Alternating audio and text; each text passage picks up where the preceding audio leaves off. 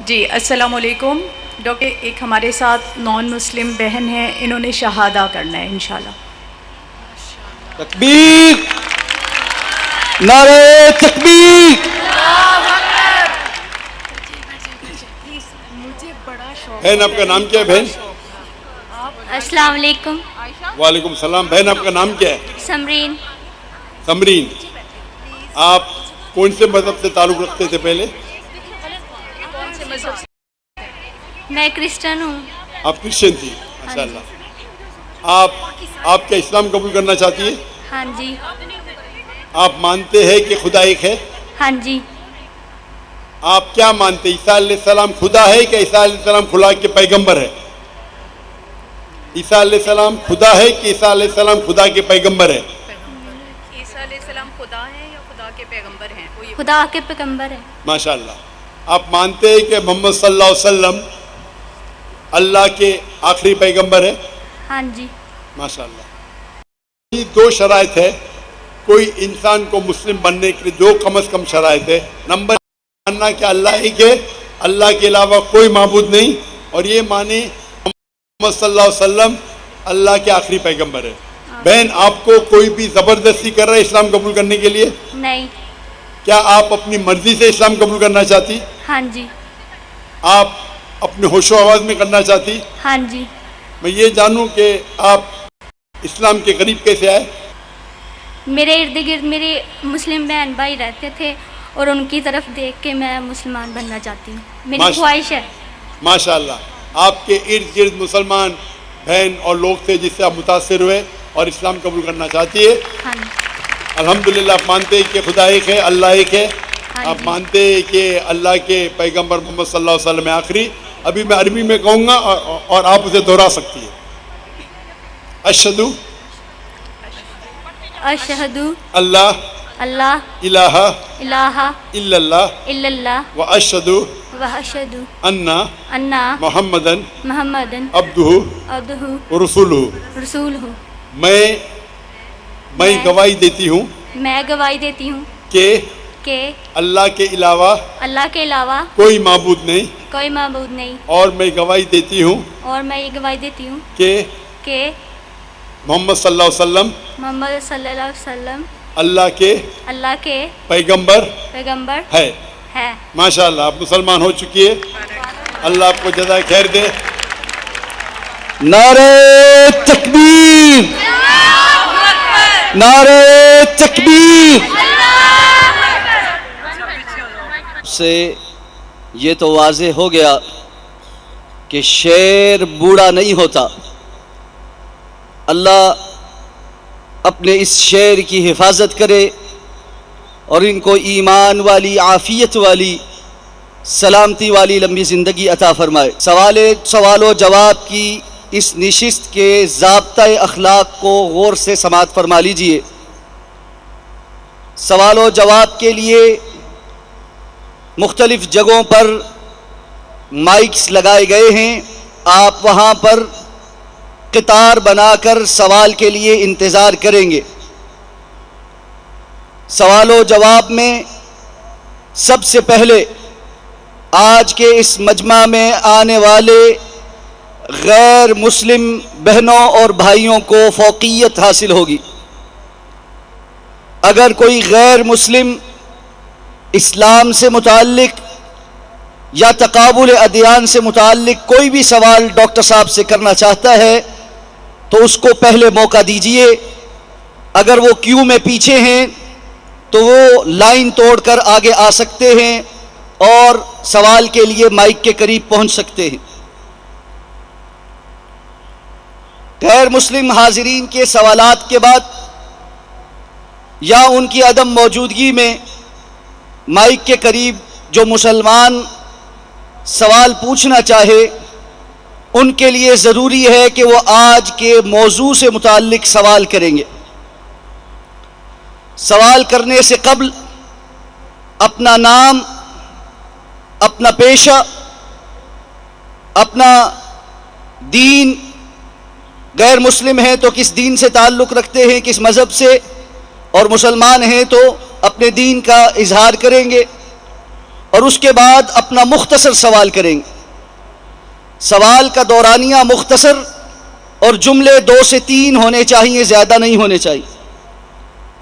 سوال کرنے کے بعد مکمل خاموشی کے ساتھ ڈاکٹر صاحب کا جواب سنیں گے. ڈاکٹر صاحب کی گفتگو کے دوران آپ کو گفتگو کرنے کی اجازت اس وقت تک نہیں ہے جب تک خود ڈاکٹر صاحب آپ سے اپنی گفتگو میں کسی بات کا اظہار کرنے کو نہ کہیں. اس نقطے کو دوبارہ سماعت کر لیں.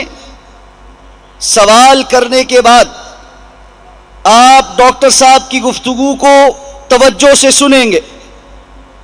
اس گفتگو کو ٹوکنے کا اور روکنے کا آپ کو حق حاصل نہیں ہے، سوائے یہ کہ ڈاکٹر صاحب آپ سے خود دوران گفتگو کوئی سوال پوچھیں اور اس کا جواب طلب کریں. جتنا جواب طلب کریں اتنا جواب دیں. یہ بات ذہن میں رکھیں، یہ سوال و جواب کی نشست ہے، بحث مباحثے یا مناظرے کی نشست نہیں ہے. آپ کو ڈیبیٹ کے لیے نہیں دعوت دی جا رہی، سوال پوچھنے کی دعوت دی جا رہی ہے. اس لیے آپ سوال پوچھیں گے.